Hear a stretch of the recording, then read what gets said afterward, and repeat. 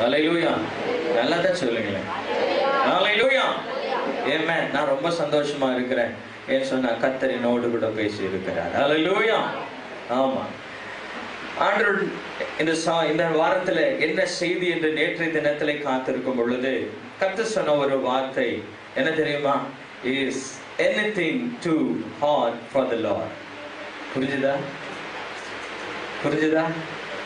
உம்மால் செய்யக்கூடாத அதிசயமான காரியம் ஒன்றுமே இல்லை, எல்லாம் முடியும் என்னால அப்படின்னு சொல்லுப்பா என் பிள்ளைகளுக்கு. ஹல்லேலூயா. Is anything too hard for the Lord? அவருக்கு ஏதாவது கடினமான காரியம் இருக்கிறதா?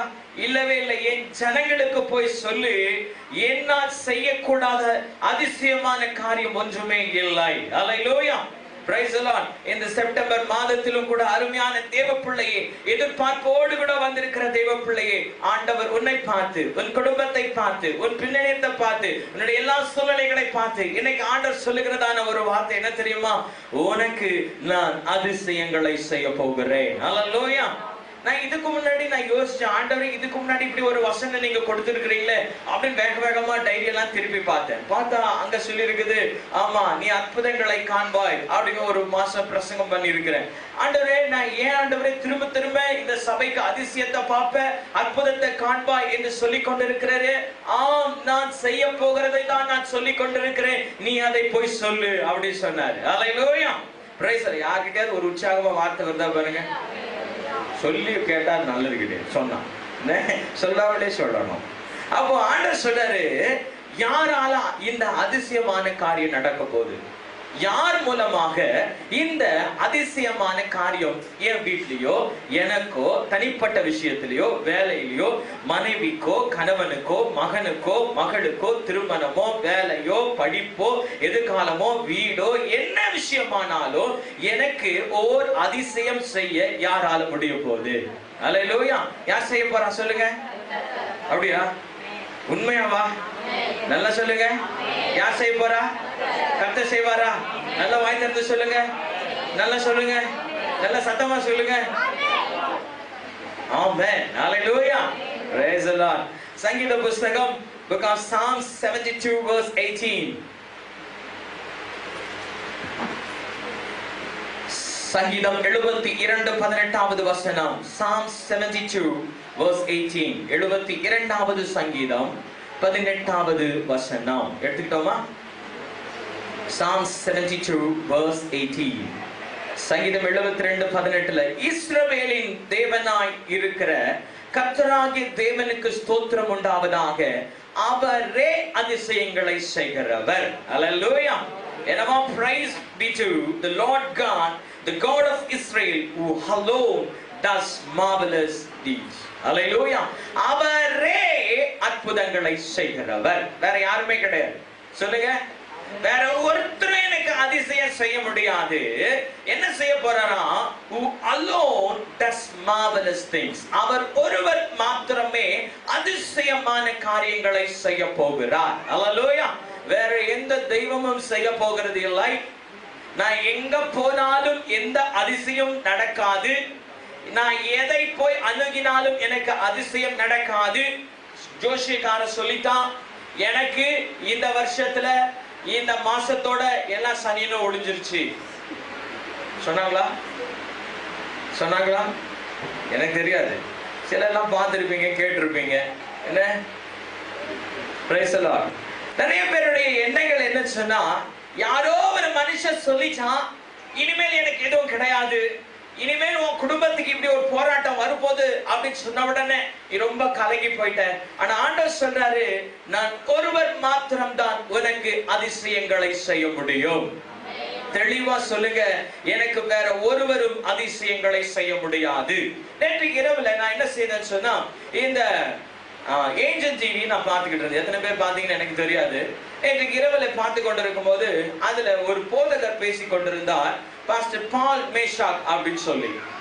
அவர் தன்னுடைய சாட்சியை சொல்லி கொண்டிருக்கும் பொழுது, அவருடைய பயங்கரமான இந்து பக்தர், அவருடைய மனைவிக்கு பயங்கரமான ஒரு பிசாசு பிடி, பயங்கரமா அழக்களிக்கிறதான ஒரு பிசாசு. அந்த மனுஷன் தன் மனைவி குணமாக வேண்டும் என்று சொல்லி போகாத இடங்கள் அல்ல, வணங்காத தெய்வங்கள் அல்ல, செய்யாத பூஜை அல்ல, என்னென்னமோ செஞ்சு பார்த்தாராம். அவர் ஒரு நல்ல பிசினஸ் மேனா. அவருடைய பேர் என்னன்னு சொன்னா முன்னாடி முருகன் அப்படின்னு சொன்னாரு. அந்த பாஸ்டர் சொன்னாரு என்ன அப்படின்னு சொன்னா, அவருடைய கம்பெனி முழுவதும் நஷ்டத்துக்கு போய் விட்டதாம். தன்னுடைய தாய்க்கு சுகர் கம்ப்ளைண்ட், தன்னுடைய 2 பிள்ளைகளையும் படிக்க வைக்கணும், வேலைக்கு போகணும். இதுக்கு மத்தியில மனைவியினுடைய சுகவீனம் மிகவும் ஆக்ரோஷமான நிலைமைக்கு போயிருச்சு. யாரோ போய் அணுகி பார்த்தாரா. கூட மிக நெருங்கிய ஒரு நண்பர் என்ன செஞ்சாராம், அடிக்கடி அவர் வீட்டுக்கு வருகிறதுனால, ஐயோ என் சகோதரி கையில நான் நிறைய சாப்பிட்டு இருக்கிறேனே, நல்ல ஒரு குடும்பமாச்சே. யாரு? அவருடைய ஃப்ரெண்டு. அவருடைய ஃப்ரெண்டு என்னவா அவர் சொன்னாரா, நான் நல்ல டீப் ஃப்ரெண்ட். ஏன் சொன்னா, இவங்க மிஸ்ஸஸ் கையில நான் நல்லா வாங்கி சாப்பிட்டு இருக்கிறேன், நல்லா செய்வாங்க அவங்க, இவங்க குடும்பத்துக்கு நான் ஏதாவது செய்தே ஆக வேண்டும் என்று சொல்லி அவர் எல்லா பூஜை செய்யற இடத்துக்கெல்லாம் கூட்டிட்டு போனாராம். போய் எல்லா இடங்களையும் போய் கூட்டிட்டு போனாராம். கூட்டிட்டு போய் அந்த இடத்துல ஒரு இடத்துல என்ன நடந்துச்சாம், ஒரு மந்திரவாதி கையில கூட்டிட்டு போய் உட்கார வச்சுட்டு அங்க கேட்டானா, என்ன ஆச்சு மனைவிக்கு? எல்லாம் சொல்லியாச்சாம். சொன்ன பிறகு இப்ப இந்த காரியம் ஏன் இப்படி இருக்குது அப்படின்னு சொல்லி கண்டுபிடிக்கணும் அப்படின்னு சொன்னா, உங்க அப்பாவை வர வைக்கணுமா, உங்க அம்மாவை வர வைக்கணுமா? யாரு செத்து போன? உங்க அப்பாவை வர வைக்கணுமா இல்ல உங்க அம்மாவை வர வைக்கணுமா? யார வர வைக்கணும் அப்படின்னு சொல்லி கேட்டானா அந்த மந்திரவாதி. இவன் எல்லாம் பேசிட்டு, சரி எங்க அப்பாவே வர வைங்க அப்படின்னு சொல்லி சொன்னாங்க. உடனே ஒரு பாத்திரத்தை எடுத்து அதுல ஒரு பூஜை பண்ணி அதை கவுத்து வச்சு அவன் ஒரு பூஜை சொல்லும் பொழுது இந்த டம்ளர் தானா நகர்ந்து போய்கிட்டே இருந்துச்சான். இவருக்கு ரொம்ப ஆச்சரியமா இருந்துச்சா, என்னடா டம்ளர் மாத்திரம் தனியா போகுதே. கொஞ்ச நேரத்துல அவர் மனைவி திரும்பி பாக்குறாரு, அவங்க அப்பா பேசுற பேச்சு அவங்க பேசினாங்களாம்.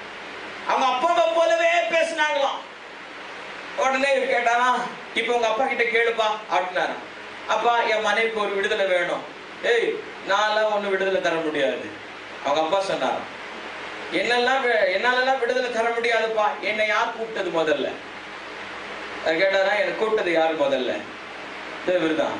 கூப்பிட்டுதான் ஒரு அற கூப்பிடுவேன் என்ன அப்படின்னு சொல்லி உடனே யாரு? ஃப்ரெண்டு கூப்பிட்டு வந்தார்ல, ஃப்ரெண்டு, அவருக்கு தான் முதல்ல அற. ஐயோ அந்த மனுஷன் அப்படி சுருண்டு விழுந்தது தானா. 2வது மந்திரவாதி ஓடியே போயிட்டானா மந்திரவாதி. அப்புறம் இவர் பக்கத்துல இருக்கிறாரு. இவர் என்ன செஞ்சிருக்கா, பிடிச்சி அடக்கி உட்காரு. பார்த்தா ஒன்னும் செய்ய முடியல. கடைசியில் அவங்க அப்பா போயிட்டார், அந்த ஆவி போயிருச்சு. ஆனா சுகம் கிடைக்கவே இல்லை.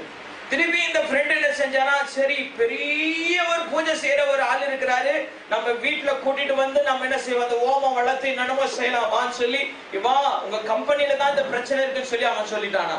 உடனே கம்பெனிக்கு போய் அந்த கம்பெனில அந்த மந்திரவாதி முன்னாடி போனாங்க பத்தி 500 ரூபாய் கொடுத்தாங்க. இப்ப பூஜை செய்யறதுக்கு வீட்டுக்கு கூட்டிட்டு வந்து அந்த இடத்துல என்னென்னமோ பூஜை எல்லாம் செஞ்சானா. காலையில இருந்து 8 மணி 9 மணிக்கு துவங்கின பூஜை சாயங்காலம் 5:30 மணி வரைக்கும் நடந்துச்சு அந்த பூஜை. எல்லாம் செஞ்சு அங்கங்க தகடலாம் மாட்டினானா. ஆனாலும் கூட ஒரு விடுதலை அவங்களுடைய மனைவிக்கு கிடைக்கவே இல்லை.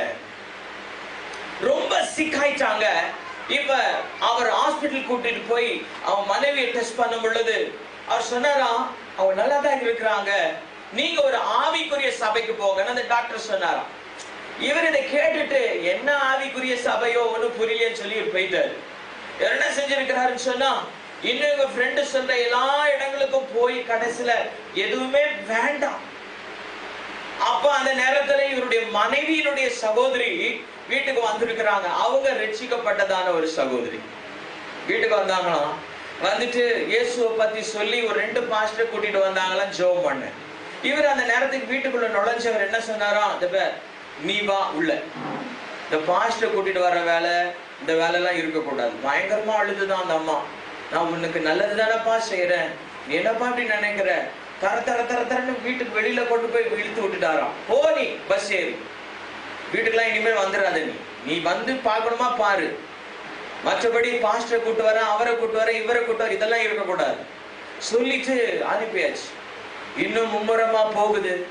இனி இந்த வீட்டுக்குள்ள இவர் படுக்கவே முடியலையா. போய் படுத்தா எல்லா பிசாசும் சுத்தி வந்தா. ஏன்னா இவர் கூப்பிட்டு வச்சார்ல, ஹவுஸ் மீட்டிங் வச்சார் பாத்தீங்களா. எல்லா மீட்டிங் வச்ச உடனே இருக்கிற பிசாசு எல்லாம் கூப்பிட்டு உள்ள வச்சுக்கிட்டாரு. இப்ப அவர் எல்லா பிசாசு சுத்ததான். அவரால் நிம்மதியா தூக்க கூட முடியல. அந்த வீட்டுல போய் எதிரில் இருக்கிற அவங்க ஃப்ரெண்டு வீட்டுல தான் படுத்தாராம். அப்ப அன்னைக்கு என்ன நடந்துச்சா, ஓங்கி ஒரு அறை ஆரம்பிச்சுதான். ஓங்கி ஒரு அறை, என்னடா அது யாரோ தட்டுற மாதிரி இருக்குது. சரி எழும்பி வீட்டுக்கு போலாம். வீட்டுக்கு போனாரா, அங்க போய் படுத்தாரா, அங்கேயும் ஒரு அறை. அங்கிருந்து கிளம்பினாரா, நேரம் டீ கடையில போய் டீ குடிச்சுட்டே இருக்கும்போது ஒரு பஸ் வந்துதான். அந்த பஸ்ல ஏறி போனா அங்க கரெக்டா ஒரு சர்ச். அங்க ஒரு சர்ச் இறங்க உடனே அது உள்ள போனவொடனே சொன்னார், இந்த மாதிரிலாம் இருக்குது அப்படின்னு சொல்லிட்ட பிறகு அவர் சொன்னாரா, பாஸ்டர் உங்க மனைவி பிள்ளைகளை கூட்டிட்டு வாங்க, அப்பதான் சுகம் கிடைக்கும். இவர் என்ன செஞ்சாரா, சரி ஏன்னா அப்ப போய் அது பிசாசு சொன்னா கேட்காது, சர்ச்சுக்கு வான்னு சொன்னான். உடனே என்ன செஞ்சாரா, போய் கூட்டிட்டு அம்மா ஹாஸ்பிட்டலுக்கு போவோம், நீ வா. போய் கூட்டிட்டு ஹாஸ்பிட்டல் அந்த அம்மா ஜரூரா ரெடி ஆகி ஆட்டோல உட்காந்து எங்க வந்தாச்சு, வாசலுக்கு வந்த உடனே அந்த ஆட்டோக்காரன் இறங்கி ஓடியே போயிட்டானா. உள்ள அழகழிச்சுதான் பாருங்க, ஆட்டம் ஆடுதான் பயங்கரமா, ஆட்டுன்னு ஆட்டிருச்சான். ஏய் உன்னை யாரையும் எங்க கூட்டிட்டு வர சொன்னா. அப்புறம் உள்ள இருந்த எல்லா சகோதரிகளாம் வந்து இழுத்துட்டு கொண்டு போய் உள்ள போட்டாங்களாம். கத்துச்சான், உருண்டுச்சான், என்னென்னமோ பண்ணுச்சான். இவருக்கு என்ன அப்படின்னு சொன்னா, எப்படியாவது சுகம் கிடைச்சா நல்லது, திரும்பவும் நம்ம போய் என்ன செய்யலாம், நம்ம தெய்வத்தை வணங்கலாம் அப்படின்னு இவர் கதை வச்சிருந்தாரு.